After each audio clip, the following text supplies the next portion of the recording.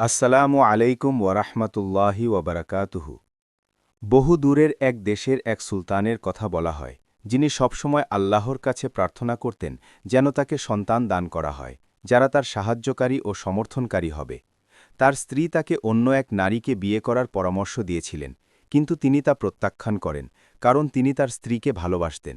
একদিন তিনি অনেক রাত পর্যন্ত জেগেছিলেন এবং ভোরের দিকে ঘুমিয়ে পড়েন। স্বপ্নে তিনি দেখলেন একজন ফেরেশতা তার দিকে একটি সোনার পাত্র বাড়িয়ে দিচ্ছেন। তিনি যখন পাত্রটি দুহাতে ধরলেন, তখন এর কানায় কানায় পানি উপচে পড়তে লাগল। সুলতান ঘুম থেকে উঠে জ্যোতিষীদের ডাকলেন। তারা তারার দিকে তাকিয়ে তাকে সুসংবাদ দিলেন যে তার স্ত্রী এমন এক সন্তানের জন্ম দিতে চলেছেন যে তাদের জন্য কল্যাণ বয়ে আনবে। ঠিক নবম মাসে স্ত্রী চাঁদের মতো সুন্দর এক কন্যা সন্তানের জন্ম দিলেন। রাজ্যে তখন খরা চলছিল, যার কারণে মানুষ কষ্ট পাচ্ছিল এবং চারদিকে ক্ষুধা ও দারিদ্র্য ছড়িয়ে পড়েছিল। কিন্তু শিশুকন্যাটি তাঁততেই আকাশে মেঘ জমে গেল এবং প্রবল বৃষ্টি শুরু হল।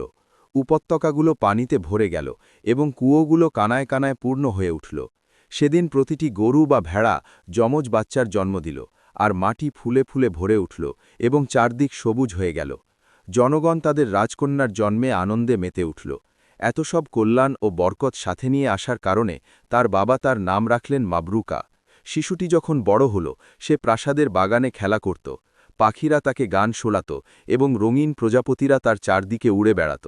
সে যেখানেই যেত, কল্যাণ তার সঙ্গী হতো। তার বাবা মা বদনজরের ভয়ে তার জন্য একটি হার তৈরি করালেন এবং তা তার গলায় পরিয়ে দিলেন, যাতে সে হিংসা থেকে রক্ষা পায়। সে এটি পেয়ে অনেক আনন্দিত হল। মাবরুকার ৩ চাচাতো বোন ছিল, যারা তার সাথে খেলা করত, কিন্তু মাবরুকার সৌন্দর্য যত বাড়তে লাগল, তারা তার প্রতি ততটাই ঈর্ষান্বিত হতে শুরু করল। যেই তাকে দেখত, সেই বলতো যে সে কোনো মানবী নয়, বরং স্বর্গের হুর। ছেলেরা প্রশংসার দৃষ্টিতে মাবরুকার দিকে তাকাত এবং তাকে তার পছন্দের ফুল ও সামুদ্রিক ঝিনুক উপহার দিত। কিন্তু কেউ ওই ৩ বোনের দিকে মনোযোগ দিত না, যা তারা আর সহ্য করতে পারছিল না। একদিন তারা তার ওপর বিরক্ত হয়ে তাকে চিরতরে সরিয়ে দেওয়ার সিদ্ধান্ত নিল। তারা ভাবল কোনো নেকড়ে বা হায়না তাকে খেয়ে ফেললে তারা তার হাত থেকে মুক্তি পাবে, আর তখন সবাই শুধু তাদেরই প্রশংসা করবে ও মনোযোগ দেবে। তাই তারা তাকে জঙ্গলে বেড়াতে যাওয়ার এবং বুনো জাম কুড়ানোর আমন্ত্রণ জানাল। যখন তারা গাছের কাছাকাছি পৌঁছাল, তখন তারা তাকে বলল, এই ঝুড়িটা নাও এবং ফল দিয়ে ভরে আনো। আমরা এখানে বসে খাবার তৈরি করি, তারপর তোমাকে ডাকব। মেয়েটি গান গাইতে গাইতে ফল কুড়াতে শুরু করল, যতক্ষণ না তার ঝুড়িটি ভরে গেল। যখন সে ফিরে এলো, সে সেখানে বোনদের বা দাসদের কাউকেই দেখতে পেল না। সে তাদের খুঁজতে লাগল এবং উচ্চস্বরে ডাকতে লাগল, কিন্তু কেউ সাড়া দিল না। সে ভয় পেয়ে গেল এবং একটি ছোট গাছের নিচে বসল, এই আশায় যে কেউ হয়তো তাকে নিতে আসবে। সময় গড়িয়ে গেল এবং চারদিকে অন্ধকার নামতে শুরু করল। তখন সে বুঝতে পারল যে তার চাচাতো বোনেরা তাকে প্রতারণা করেছে, যাতে সে জঙ্গলে হারিয়ে গিয়ে মারা যায়। সে গালে হাত দিয়ে এই বিপদ থেকে মুক্তির উপায় ভাবতে শুরু করল। সে কল্পনাও করতে পারেনি যে হিংসা মানুষের সবচেয়ে কাছের জনকেও এতটা অন্ধ করে দিতে পারে। তারপর সে জঙ্গলে এদিক সেদিক দৌড়াতে লাগল, একটি বের হওয়ার রাস্তা খোঁজার জন্য, বা এমন কাউকে খোঁজার জন্য যে তাকে উদ্ধার করতে পারে। দৌড়ানোর সময় সে একটি পুরনো কুঁয়ো খেয়াল করল না এবং তাতে পড়ে গেল। ফলে সে আরও বড় বিপদে পড়ল। সে বলল, হায়, আমি যদি এখান থেকে বের হতে না পারি, তবে রাতের হিংস্র পশুদের শিকার হয়ে যাব। কিছুক্ষণ পর একটি হরিণ তার সামনে দিয়ে গেল। মেয়েটি চিৎকার করে তাকে অনুরোধ করল কুঁয়ো থেকে বের করে দেওয়ার জন্য। বিনিময়ে সে তাকে নিজের হাড়ের একটি ঝিনুক দিতে চাইল, কিন্তু হরিণটি মুখ ঘুরিয়ে চলে গেল। এরপর একটি বড় পাহাড়ি খরগোশ তার পাশ দিয়ে গেল এবং তার দিকে তাকালো। সে তাকে হাড় দেওয়ার বিনিময়ে কুঁয়ো থেকে বের করার অনুরোধ করল। খরগোশটি বলল, আমি কিছুই চাই না, তবে আমি তোমাকে এই জায়গা থেকে বের করতে পারব না। তারপর সে তাকে রেখে চলে গেল। সে যখন এই অবস্থায় ছিল, তখন মাটির ওপরে কারো পায়ের শব্দ শুনতে পেল। কেউ হয়তো তাকে বাঁচাবে, এই আশায় সে চিৎকার করতে লাগল। হঠাৎ যমজ 2 ছেলে সেখানে উপস্থিত হল, তবে তাদের দেখতে অনেক কুৎসিত ছিল। সে বুঝতে পারল যে তারা ছোট গুল, দানব। সে তার বুকের ঝিনুকের হাড়ের দিকে তাকিয়ে রইল। সে বলল, তোমরা যদি আমাকে কুঁয়ো থেকে বের করো, তবে আমি এটি তোমাদের দিয়ে দেব। তারা এতে রাজি হল। তারপর তারা তাকে একটি দড়ি ছুড়ে দিল কোমরে বাঁধার জন্য। তারা দড়িটি টেনে তাকে বের করল এবং হাড়টে নিয়ে খুব আনন্দিত হল। তারপর তাদের একজন তাকে বলল, আমি সাফান আর ও আমার ভাই নাসান, কিন্তু তুমি এই অন্ধকারে একা একা এখানে কি করছ? সে তাদের কাছে চাচাতো বোনদের সাথে ঘটে যাওয়া সব কথা খুলে বলল এবং জানালো যে তার ক্ষুধা ও শীত লাগছে। তারা তাকে বলল, যদি তুমি এখানে থাকো তবে সকাল পর্যন্ত বাঁচতে পারবে না। একটু পরই নেকড়েরা বেরিয়ে আসবে এবং গর্জন করতে শুরু করবে। তবে তুমি আমাদের সাথে চলো, আমরা আমাদের গুল মাকে রাজি করাবো যাতে তুমি আমাদের কুঁড়েঘরে থাকতে পারো। যখন তারা কুঁড়েঘরে পৌঁছালো, তারা দেখল গুল মুরগির খামার থেকে ডিম সংগ্রহ করছে এবং ডিমের পরিমাণ অনেক বেশি ছিল। সে তাদের দেখে বলল, জানি না আজ রাতে হঠাৎ এত বরকত কিভাবে বেড়ে গেল। সাফান উত্তর দিল, হয়তো এটি এই মেয়েটির কারণে হয়েছে। গুল চিৎকার করে উঠল, কি বলছিস? কোন মেয়ের কথা বলছিস? তখন মাবরুকা ভেতরে ঢুকে বলল, আমি, খালা। তার অপরূপ সৌন্দর্য দেখে গুল অবাক হয়ে গেল এবং বলল, নিশ্চয়ই তুমি ক্ষুধার্ত, ভেতরে এসো, আমি তোমাদের জন্য রাতের খাবার রান্না করছি। সে ছেলে দুটোর সাথে টেবিলের চারপাশে বসল, যারা আর চোখে তার দিকে তাকাচ্ছিল আর হাসছিল। একটু পরই খাবার চলে এলো। তারা রাতের খাবার খেয়ে ঘুমিয়ে পড়ল। মাঝরাতে গুল বাবা ফিরে এলো এবং ঘরে ঢুকেই মানুষের গন্ধ পেল। সে তার স্ত্রীকে জিজ্ঞেস করল যে সে কাউকে স্বীকার করেছে কিনা।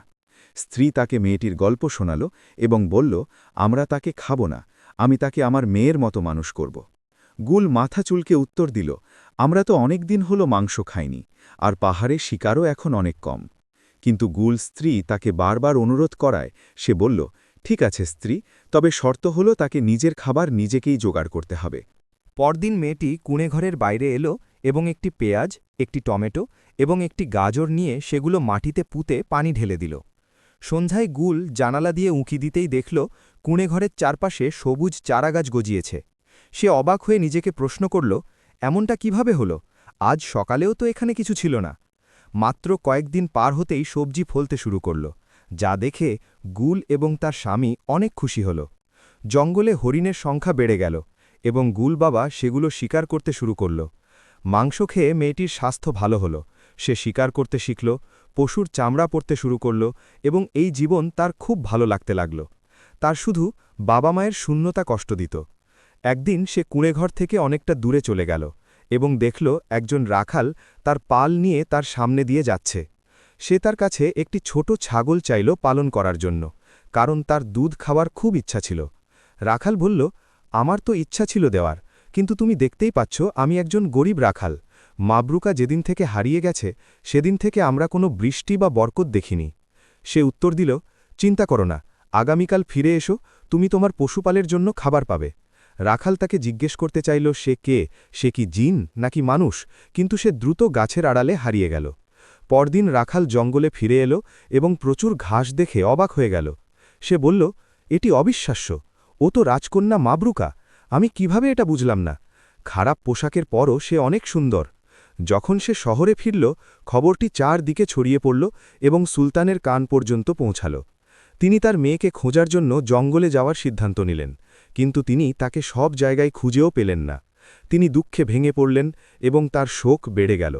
তিনি জানতেন না যে দানবদের এলাকাটি জাদুকরী ছিল। যখন ৩ চাচাতো বোন শুনল যে মাবরুকা এখনও বেঁচে আছে, তখন তারা তাদের গোপন কথা ফাঁস হয়ে যাওয়ার ভয়ে ভীত হয়ে পড়ল। রাতে তারা এক দাসকে রাখালের কাছে পাঠাল। সে অর্ধেক পশুপালকে হত্যা করল এবং দেয়ালে একটি হুমকি লিখে গেল যে রাখাল যদি আবার মাবরুকার কথা বলে তবে বাকি পশুগুলোকেও হত্যা করা হবে। রাখাল ভয় পেয়ে গেল এবং মানুষকে বলল যে সে আসলে নিশ্চিত নয়, হয়তো যে মেয়েটিকে সে দেখেছিল সে কোনো জিন হবে। একদিন লোকটি তার প্রতিদিনের মতো পশু চড়াতে বের হল। হঠাৎ মাবরুকা তার কাছে এলো। সাথে ছিল 2 গুল, সাফান ও নাসান। সে তাদের রাস্তা থেকে সরে যাওয়ার চেষ্টা করল। সে তাকে বলল, আরে লোক, আমি যে তোমার উপকার করলাম তার প্রতিদান কি এই? সে উত্তর দিল, তোমার কারণে আমি 10টা ছাগল হারিয়েছি, আমি তোমার সাথে কথা বলতে পারব না। তারপর সে তার পশুগুলোকে তাড়িয়ে পেছন ফিরে তাকাতে তাকাতে চলে গেল। মাবরুকা গুলদের বলল, আমি নিশ্চিত যে আমার চাচাতো বোনেরাই তার সাথে এমনটা করেছে। আমার বাবা মাও তাদের ষড়যন্ত্র থেকে নিরাপদ নয়। এখন প্রাসাদে ফিরে গিয়ে সবাইকে সব সত্যি খুলে বলার সময় এসেছে। গুলরা বলল, আমরা তোমাকে একা ছাড়ব না। সে বলল, তোমরা চিন্তা করো না, আমি আমার বাবা মাকে গিয়ে বলবো যে আমি ভালো আছি এবং তাদের সাথে দেখা করার জন্য এখানে আসতে বলবো। জঙ্গল এখন আমার বাড়ি আর তোমরা আমার ভাই। মেয়েটি দূর থেকে রাখালকে অনুসরণ করতে লাগল যতক্ষণ না সে শহরের কাছাকাছি পৌঁছায়। ফেরার পথ চেনার জন্য সে গাছে গাছে চিহ্ন দিয়ে রাখছিল।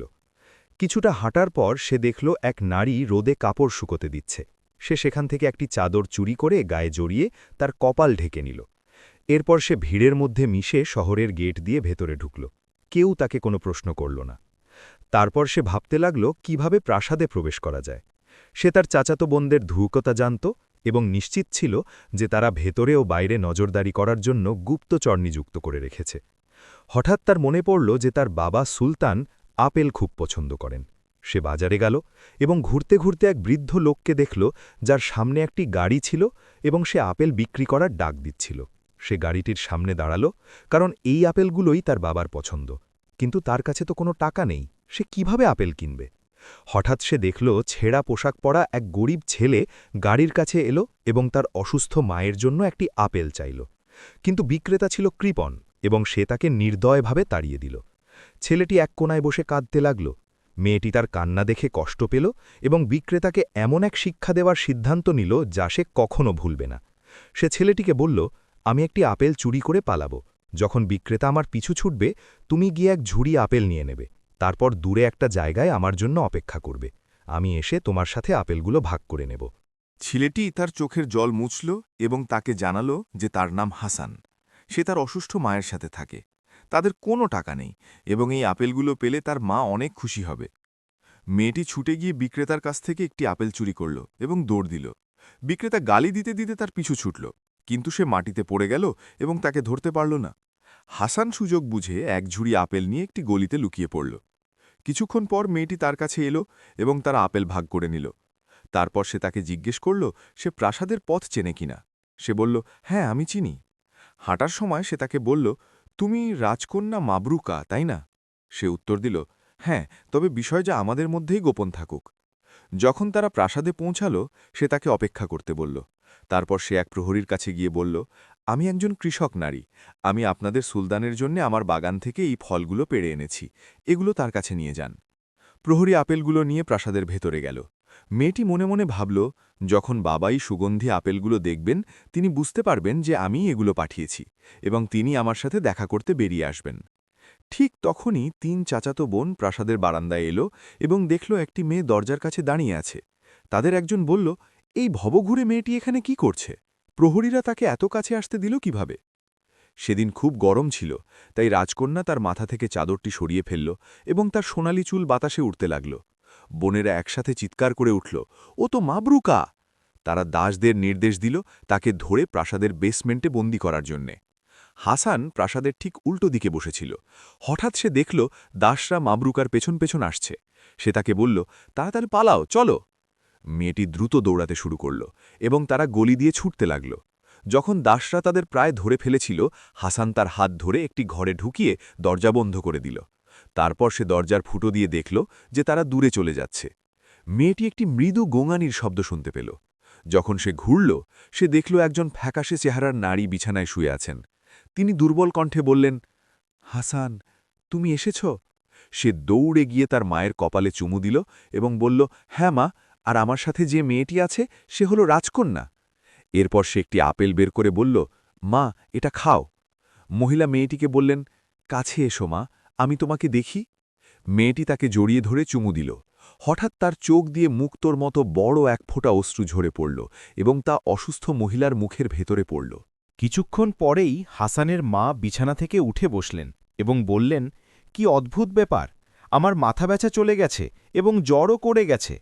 মাকে সুস্থ দেখে হাসান খুব আনন্দিত হল, কারণ তার রোগের কারণে সে অনেক দিন ধরে ঠিকমতো খেতে পারেনি। সে বুঝতে পারল যে তার মায়ের এই আরোগ্য এই মেয়েটির কারণেই হয়েছে। মেয়েটি যেখানেই যায় সেখানেই কল্যাণ বয়ে আনে। নিজের চোখে না দেখা পর্যন্ত সে এটি বিশ্বাস করতে পারছিল না। এদিকে প্রহরী যখন আপেল নিয়ে সুলতানের কাছে গেল, সুলতান তাকে বললেন, যদি তুমি আমাকে না বলো কে এগুলো তোমাকে দিয়েছে, তবে আমি তোমার গর্দান নেব। প্রহরী উত্তর দিল, নীল চোখের এক গরিব মেয়ে দরজার কাছে দাঁড়িয়ে আছে। সুলতান তাকে বললেন, চলো তাড়াতাড়ি যাই। তুমি যার সাথে দেখা করেছ সে হল রাজকন্যা মাবরুকা। প্রহরী অবাক হয়ে জিজ্ঞেস করল, কিন্তু জাহাপনা, সে ভেতরে ঢুকল না কেন? সুলতান বললেন, নিশ্চয়ই সে কোনো কিছুর ভয়ে ভীত। আমরা সময় মতো তা জানতে পারব। তারা যখন দরজার কাছে পৌঁছালেন, সেখানে কাউকে পেলেন না। অন্য প্রহরীদের জিজ্ঞেস করলে তারা জানালো যে সে তার সমবয়সী এক ছেলের সাথে পালিয়েছে এবং কয়েকজন প্রহরী তার পিছু নিয়েছে। সুলতান চিৎকার করে উঠলেন, আমার মেয়ে বিপদে আছে, তাকে অবশ্যই খুঁজে বের করতে হবে। তারপর তিনি শহরের সব জায়গায় তাকে খোঁজার জন্য সৈন্য পাঠালেন। এদিকে ৩ বোন ভয় পেয়ে গেল, কারণ সবাই রাজকন্যাকে খুঁজছিল। তারা বুঝতে পারল যে আজ হোক বা কাল সন্দেহের আঙ্গুল তাদের দিকেই উঠবে, তাই তারা দাসদের কিছু টাকা দিয়ে তাদের দূরে চলে যেতে বলল। হাসান মাবরুকার কাছে এসে বলল, পুরো শহর তোমাকে খুঁজছে, আমার মনে হয় তোমার এখানেই লুকিয়ে থাকা উচিত। যতক্ষণ তোমার চাচাতো বোনেরা প্রাসাদে আছে, জায়গাটা তোমার জন্য নিরাপদ নয়। তাদের উপর প্রতিশোধ নেওয়ার জন্য একটা বুদ্ধি বের করতে হবে, তবে এর জন্য অপেক্ষা করার সময় আমাদের তো কিছু খেয়ে পড়ে বাঁচতে হবে। মাবরুকা বলল, আল্লাহ দয়ালু, তিনি আমাদের জন্য রিজিকের ব্যবস্থা করে দেবেন। সন্ধ্যায় এক প্রতিবেশী তাদের দরজায় কড়া নাড়লেন এবং হাসানকে বললেন, শুনলাম তোমার মা সুস্থ হয়ে গেছেন, আমি চাই তুমি আমাকে সেই চিকিৎসকের খোঁজ দাও যিনি তার চিকিৎসা করেছেন। হাসান তাকে বলল, আমার বাবা আমাকে চিকিৎসাবিদ্যা শিখিয়েছেন, আমি তার জন্য একটি ওষুধ বানিয়েছিলাম যাতে সে সুস্থ হয়েছে। তারপর সে তার চোখের দিকে তাকিয়ে বলল, আমি আপনার রোগ বুঝতে পেরেছি, আমি আপনাকে একটি পানীয় দেব, ইনশাআল্লাহ তাতে আপনি সুস্থ হয়ে যাবেন। তারপর সে রাজকন্যার এক ফোঁটা চোখের জল গোলাপ জলের সাথে মিশিয়ে দিল। পরদিন প্রতিবেশী সুস্থ হয়ে গেলেন এবং তার জন্য এক ঝুড়িতে একটি মুরগি ও 10টি ডিম নিয়ে এলেন।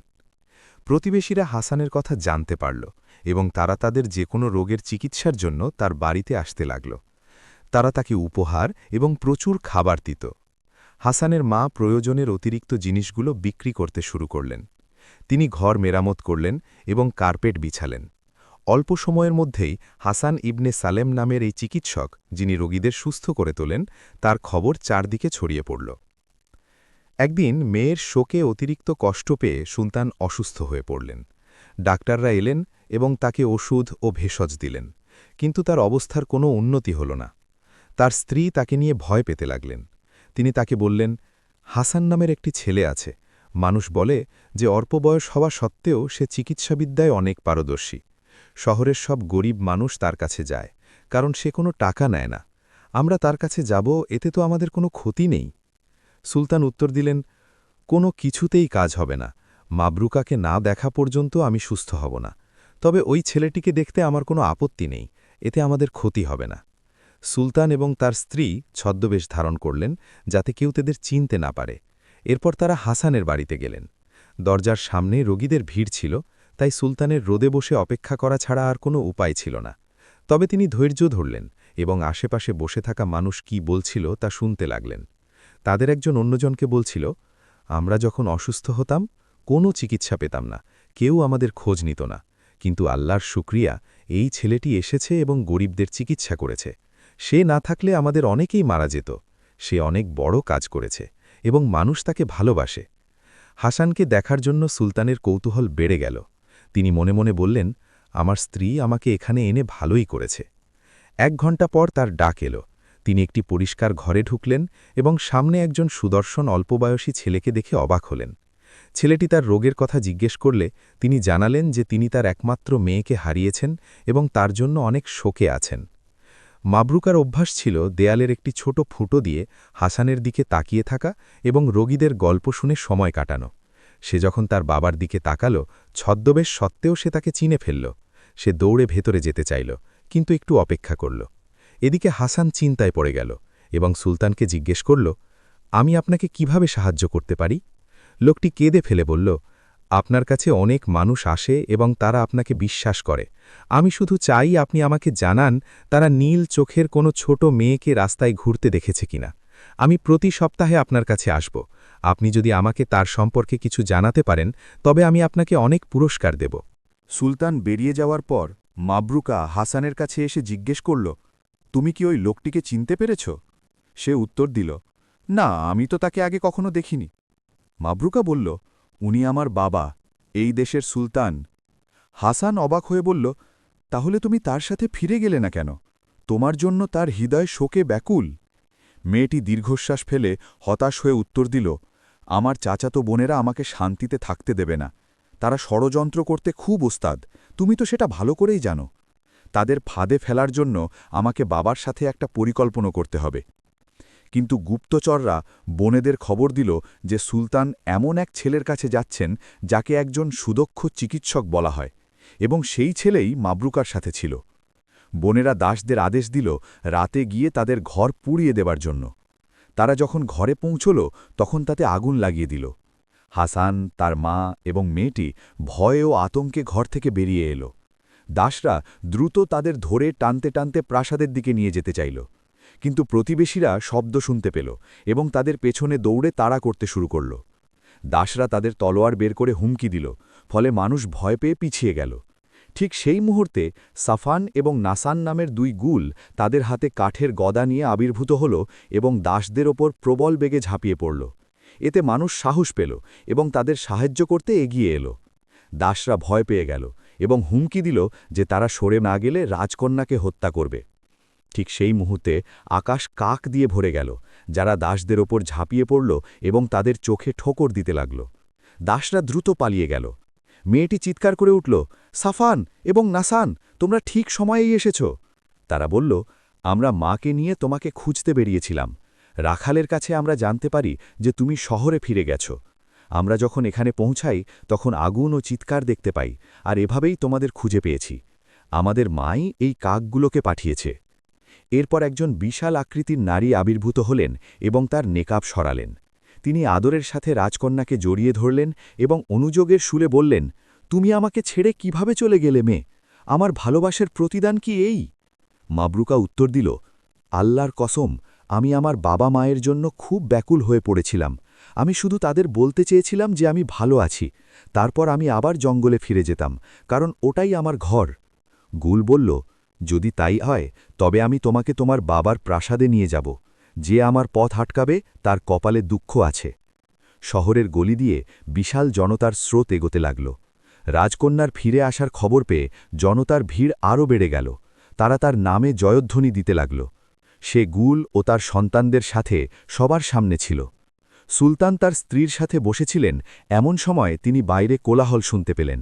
তিনি উকি দিয়ে দেখলেন মশাল হাতে মানুষজন তাদের দিকে আসছে এবং তাদের স্লোগান এত জোরালো হয়ে উঠেছে যে পুরো শহরে তা শোনা যাচ্ছিল।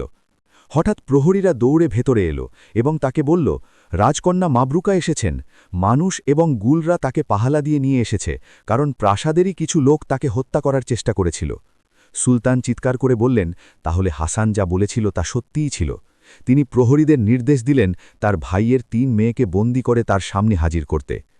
কিন্তু বোনেরা যখন রাজকন্যার আসার কথা শুনল, তারা বুঝতে পারল যে এখন আর কিছুই করার নেই। তাই তারা তাদের জিনিসপত্র গুছিয়ে নিল এবং অন্ধকারে এমনভাবে পালিয়ে গেল যে কেউ টেরই পেল না। সেই সময় সুলতান তার মজলিসে মেয়ে, হাসান, গুল এবং তার 2 ছেলেকে স্বাগত জানালেন। রাজকন্যা বাবাকে সব ঘটনা খুলে বলল। তিনি দাসদের ডাকলেন এবং তারাও তার কথা স্বীকার করল। এরপর তিনি তাদের কারাগারে নিক্ষেপ করার নির্দেশ দিলেন। প্রহরীরা ফিরে এসে সুলতানকে জানাল যে 3 বোন পালিয়েছে। সুলতান রেগে গেলেন এবং শহরের সব দরজা বন্ধ করে তাদের পিছু নেওয়ার নির্দেশ দিলেন। কিন্তু দরজা বন্ধ হওয়ার আগেই মেয়েরা শহর থেকে পালিয়ে গিয়েছিল। তারা তাদের বাবার এক বন্ধুর খামারে যেতে চাইল, কিন্তু পথে অন্ধকারে এক বড় নেকড়ে তাদের পথ আটকাল এবং গর্জন করতে শুরু করল। মেয়েরা ভয় পেয়ে নেকড়ে থেকে দূরে অন্য পথে ছুটতে শুরু করল। দৌড়াতে দৌড়াতে তারা এক বড় ঘন জঙ্গলে পৌঁছাল। মেয়েরা চারদিকে তাকাল। তারা পথ হারিয়ে ফেলেছিল এবং বুঝতে পারছিল না কোথায় আছে। তারা বলল, আমরা সকাল হওয়া পর্যন্ত এখানেই অপেক্ষা করব। এদিকে মাবরুকা তার বাবাকে জানালো যে সে এখন থেকে আর প্রাসাদে থাকবে না। সে জঙ্গলের জীবনে এবং নিজের হাতে শিকার করে খেতে অভ্যস্ত হয়ে পড়েছে। তার বাবা মা তাকে মত বদলাতে বোঝানোর চেষ্টা করলেন, কিন্তু সে তাদের সাথে সব সময় দেখা করতে আসার কথা দিল। গুলও তার মেয়ের যত্ন নেওয়ার প্রতিশ্রুতি দিল।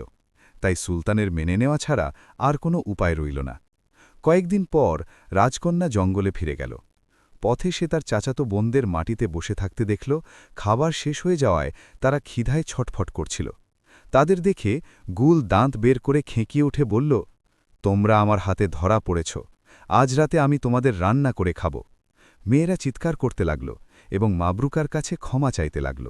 মাবরুকা গুলকে বলল, আমরা তাদের ঘরের কাজ আর মাঠের চাষাবাদের জন্য রেখে দিতে পারি। 2 ছেলে নাসান এবং সাফান বলল, তুমি খুব দয়ালু, আমাদের মায়ের অধিকার আছে তাদের মেরে ফেলার। কিন্তু রাজকন্যা কাঁদতে শুরু করল। এতে গুলের মন গলে গেল এবং সে বলল, ঠিক আছে, আমি তাদের বাঁচতে দেব, কিন্তু আমি তাদের এখানে দেখতে চাই না। যাও, আমার চোখের সামনে থেকে দূর হও। মেয়েরা দ্রুত দৌড়ে পালাল। যখন তারা সেখান থেকে দূরে গেল, বড় মেয়েটি একটি সাদা রুমাল নিল, তারপর একটি গাছে উঠে তার মগডালে সেটি বেঁধে দিল। সে যখন নিচে নামল, ছোট বোন জিজ্ঞেস করল, হায়, তুমি এটা কেন করলে? সে বলল, তুমি কি বোকা, এটা একটা চিহ্ন। আমরা অনেক শিকারী আর কুকুর নিয়ে ফিরে আসব, গুল, তার বাচ্চাদের, এমনকি মাবরুকাকেও মেরে ফেলার জন্য। ছোট বোন বলল, তার কারণে আমাদের যা হয়েছে তা কি যথেষ্ট নয়? তাকে তার মতো থাকতে দাও। তুমি কি ভুলে গেছো যে সে না থাকলে গুল আর তার বাচ্চারা আমাদের খেয়ে ফেলত? কিন্তু তার বোনেরা তার উপর রেগে গিয়ে তাকে মারধর করল। সে তাদের কাছকেতে পালিয়ে জঙ্গলে ঢুকে পড়ল। বড় বোন তার অন্য বোনকে বলল, আমরা ওকে ওখানেই ফেলে যাব, আমাদের ওর কোনো দরকার নেই। তারপর তারা তাকে ফেলে নিজেদের পথে এগিয়ে গেল। যখন তারা তাদের বাবার বন্ধুর জায়গায় পৌঁছাল, তাকে জানালো যে গুলরা তাদের ওপর হামলা করেছে এবং তাদের বোন মরিয়মকে অপহরণ করেছে। লোকটি পাশের গ্রামের মানুষদের কাছে গিয়ে অপহৃত মেয়েটিকে উদ্ধারের জন্য সাহায্য চাইল এবং জঙ্গলে বসবাসকারী গুলদের মেরে ফেলার আহ্বান জানাল। শিকারীরা জড়ো হল এবং কুকুর নিয়ে এলো। দুই বোন তাদের পথ দেখিয়ে সেই জায়গায় নিয়ে গেল যেখানে তারা রুমাল বেঁধেছিল। 3 দিন পর তারা সেখানে পৌঁছাল এবং গাছের ভেতরে প্রবেশ করল। কুকুরগুলো জোরে ঘেউ ঘেউ করতে লাগল। লোকেরা যখন গুলের বাড়িতে পৌঁছাল, তখন তারা সেখানে কাউকে পেল না। বড় বোন তার বোনকে বলল, তারা হয়তো আমাদের আসার জন্যেই অপেক্ষা করছিল। মনে হচ্ছে ওই দুষ্টু মরিয়ম আমাদের পরিকল্পনার কথা তাদের বলে দিয়েছে। আমরা যদি তাকে ধরতে পারি তাহলে তার রক্ষা নেই। কিছুক্ষণ পরই তারা একটি শিঙার শব্দ শুনতে পেল এবং শিকারীরা চিৎকার করে উঠল, সুলতানের সেনাবাহিনী এগিয়ে আসছে, আমাদের এখান থেকে পালাতে হবে। দুই বোন বলল, দয়া করুন, আমাদের ছোট বোন বিপদে আছে। কিন্তু শিকারীরা পালিয়ে গেল আর খামারের মালিক লোকটি তাদের সাথে চলে গেল। দূর থেকে তারা দেখল সেনাবাহিনী আসছে এবং তাদের বোন মরিয়মের হাত ধরে আছে সাফান। ছোট গুল থামল এবং মেয়েটিকে বলল, তোমার বোনদের চক্রান্তের কথা আমাদের জানানোর জন্যে তোমাকে ধন্যবাদ। এখন গুহায় চলো, যেখানে রাজকন্যার নাস্তানের সাথে লুকিয়ে আছে। আমরা তাকে গিয়ে জানাই যে তার বাবা তাকে বাঁচাতে এসেছেন। দুই বোন গুলের কথা শুনছিল। তারপর তারা ধীরে ধীরে তার পিছু নিল এবং রাজকন্যার লুকানোর জায়গা জেনে ফেলল। তারা দেখল রাজকন্যা পাথরের ফাঁক দিয়ে উকি দিচ্ছে। তারা দুজনেই একটি করে লাঠি নিল এবং তাকে মারার জন্যে এগিয়ে গেল। কিন্তু হঠাৎ গুল তাদের পেছনে এসে হাজির হল এবং বলল, আমি এখানে, মেয়েরা। যখন তারা পেছনে ঘুরল, দেখল কাকগুলো তাদের দিকে উড়ে আসছে এবং ঝাঁপিয়ে পড়ে তাদের চোখে ঠোকর দিচ্ছে। তারা চিৎকার করতে করতে দ্রুত পালিয়ে গেল। তাদের চোখ জখম হয়েছিল এবং তারা কিছুই দেখতে পাচ্ছিল না। গুল বলল, এটাই তোমাদের শাস্তি। আমি তোমাদের এখান থেকে চলে যাওয়ার একটা সুযোগ দিয়েছিলাম, কিন্তু তোমরা বেইমানি করতেই চেয়েছিলে। এমনকি আমি আর আমার সন্তানেরাও তোমাদের হাত থেকে রেহাই পাইনি। এখন তোমরা এই জঙ্গলে ভবঘুরে হয়ে ঘুরবে, যতক্ষণ না নেকড়ে আর হায়নারা তোমাদের খেয়ে ফেলে। তোমরা দুজন খুবই নীচ মেয়ে, তোমরা কোনো ক্ষমার যোগ্য নও। কিছুক্ষণ পর সুলতান এলেন। তিনি তার মেয়েকে জড়িয়ে ধরলেন এবং তাকে নিরাপদে পেয়ে স্বস্তি প্রকাশ করলেন। এরপর তিনি হাসানকে ডাকলেন এবং তাকে বললেন, আমি তোমার সাথে আমার মেয়ের বিয়ে দেব এবং তোমরা আমার সাথে প্রাসাদে থাকবে। আমি তোমাদের জন্যে এটিকে জঙ্গলের মতো করে সাজাব। প্রাসাদের বাগানগুলো আমি হরিণ এবং বুনো খরগোশ দিয়ে ভরিয়ে দেব। তোমাদের থাকার জন্যে আমি একটি কুঁড়ে ঘর বানাব এবং গুল ও তার 2 সন্তানের জন্যেও একটি বানাব। আমি তাকে রান্না করার জন্য একটি বিশাল পাত্র দেব এবং প্রতিদিন তার খাবার হিসাবে একটি ষাঁড়ের 4 ভাগের 1 ভাগ দেব। এরপর তিনি তার মেয়ের দিকে তাকিয়ে জিজ্ঞেস করলেন, এই সমাধান তোমার কেমন লাগছে? আমি আজ থেকে আর তোমাকে একা ছাড়ব না। আমি নিশ্চিত যে তোমার সাথে যা ঘটেছে তা আবার ঘটবে না। মেয়েটি কিছুক্ষণ ভাবল এবং বলল, ঠিক আছে বাবা, প্রাসাদের বাগানগুলো অনেক বড় আর গাছে ভরা। গুলও এতে রাজি হল, কারণ সে প্রতিদিন শিকারের কষ্ট থেকে রেহাই পাবে। এরপর তারা সবাই প্রাসাদে চলে গেল। রাজকন্যা তার স্বামী হাসানের সাথে প্রাসাদের বাগানের মাঝখানে সুখে জীবনযাপন করতে লাগল, যা প্রচুর গাছপালা, প্রাণী এবং পাখির কারণে এক সুন্দর স্বর্গে পরিণত হয়েছিল। গল্পটি শেষ হল। যারা আমাদের সাথে গল্পের শেষ পর্যন্ত পৌঁছেছেন, তারা মন্তব্যে নবী মোহাম্মদের প্রতি দুরূদ পাঠ করুন। দেখা হবে আগামী গল্পে।